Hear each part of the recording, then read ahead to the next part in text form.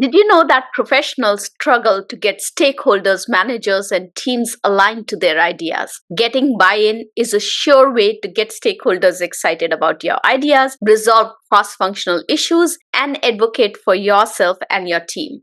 In today's video, I will share with you a blueprint or a template that you can use every single time to get buy-in from your team or your manager or your stakeholders. Before I get started, a quick reminder to 80% of you who haven't yet subscribed to my channel to do so now and click on the notification bell icon so that you can be notified as soon as I release a new video. Your subscription helps with channel growth, lets me know that you find value in what I share, and inspires me to bring these powerful videos to you. And now that we have you subscribed, let's get started. The three key reasons why most of us struggle to get stakeholder buy-in are assuming alignment, time crunch, and fear of confrontation. Let's decode this. Assuming alignment refers to the assumption that your stakeholders think exactly what you are thinking. We assume that everybody will see the greatness in our idea and align to it very quickly. However, that rarely happens. And that's because you have not articulated your idea or shared your idea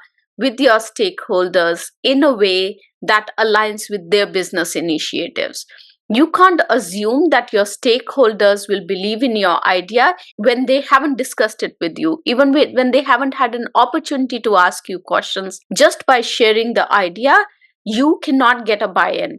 So assuming that the moment you'll share the idea, everybody will jump and be on board with your idea is an incorrect assumption. The second reason is feeling time crunched. We believe that there isn't enough time to get everybody fully bought in before moving forward. So we decide just to move forward without getting buy-in from others. So don't feel time crunched.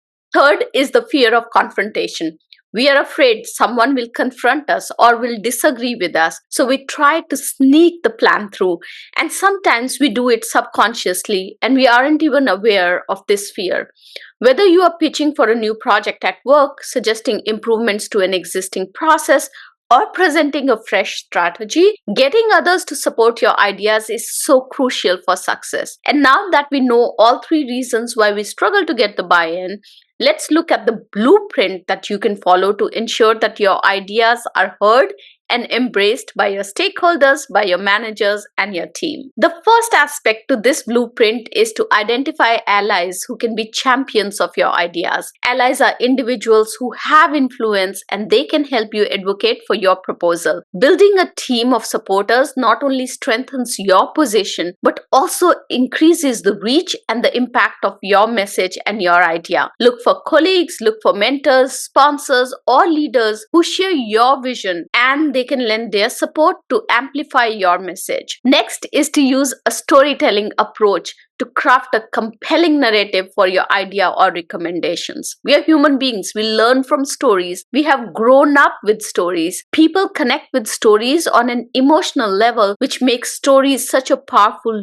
tool for persuasion. So when you're thinking about how to craft that message in a manner that will make maximum impact, use the storytelling approach. Frame your idea in a story that highlights the problem, proposed solution, and the positive outcome. Make it relatable, make it engaging to capture the attention of your audience. When you weave a narrative in a format that talks about the problem first, how your solutions help solve the problem, and what are the expected results, it makes it easy for people to capture the essence of your idea and they can quickly move forward to asking you clarifying questions so that they can give their buy-in for your idea. The next is to co-create the solution with your stakeholders. Yes, I know I talked about proposing the solution in the storytelling approach, but make that solution broad and then invite your stakeholders to co-create that solution and get into the nitty-gritties of the solution with them. When people feel that they have stake in the outcome,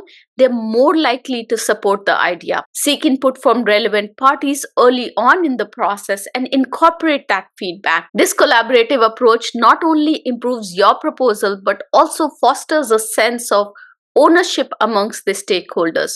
When you co-create a solution, everyone who helped in the process wants to make sure that it is successful and you get a buy-in for your idea. Moving on to the next element in this blueprint. When you propose an idea, stakeholders will have questions. Oftentimes, when people ask us questions, we become defensive. We think that they're poking holes in our ideas and they're not aligned. And that's when we don't practice active listening.